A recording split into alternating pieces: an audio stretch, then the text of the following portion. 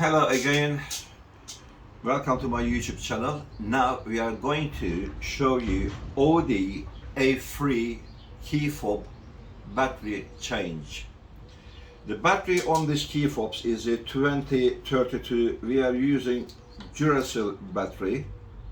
It is quite simple, and these batteries or the key fobs fitted on 2002 to 2009, possibly 2010 Audi A3s.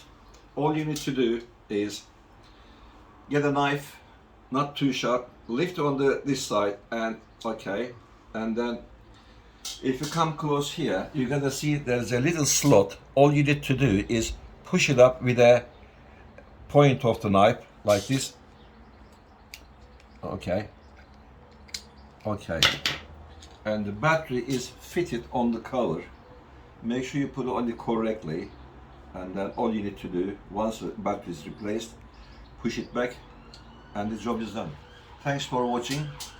We are www.supremedpfcleaning.com. You can see it here, located in Bromley, Kent.